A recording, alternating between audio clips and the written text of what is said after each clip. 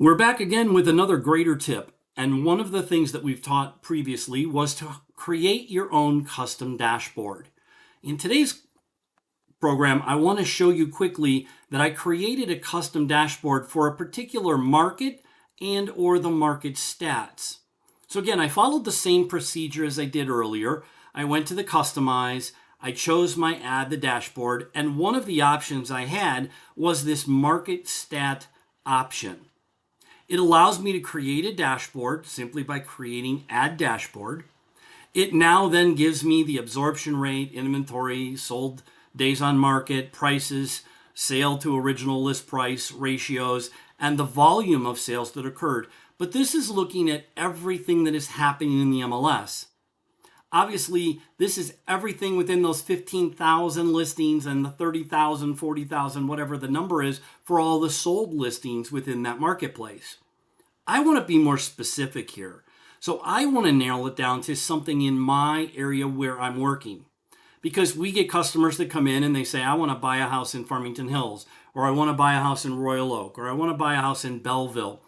Again, it's nice to have those statistics when we know what we're doing. So it might be worth you to create multiple dashboards, each of them specific to an area. How do I make it specific? Well, once I have the dashboard created, I'm going to come in and change the settings for each of these. So in this case, the absorption rate, I wanted to say that I want to know for Farmington Hills. And so I'm going to click on Farmington Hills, the municipality. Okay, and I'm just going to click here again, finish the hills, and I'm going to hit enter. It's now added Farmington Hills as that municipality. And we're going to do that for each and every one of these. Notice that when I do it, it changes and says now absorption rate for the municipality of Farmington Hills for residential sales. If I do the same thing here for inventory, I'm going to do the same setting. I'm going to say Farmington Hills again.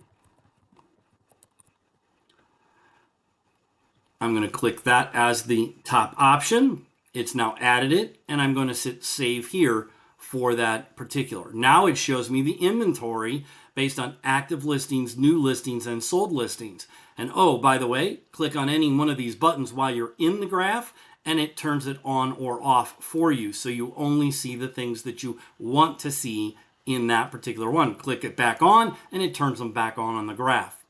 Okay? So you can see how I can customize this whole thing. Well, unfortunately, it still says market stats over here.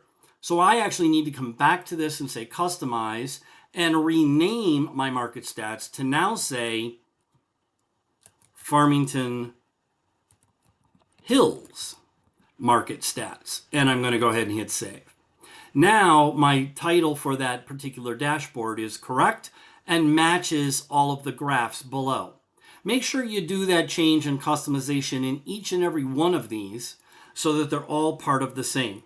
Yes, you can combine areas, and if you're working a larger area, this might be a way of doing a comparison between areas if you so choose to do it that way. Once it's done, you're ready to go. And then obviously I can switch between Farmington Hills.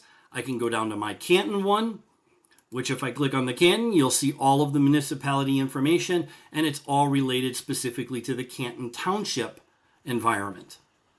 Each one works independently and is not driven by any of the other dashboard information. Hope that helps.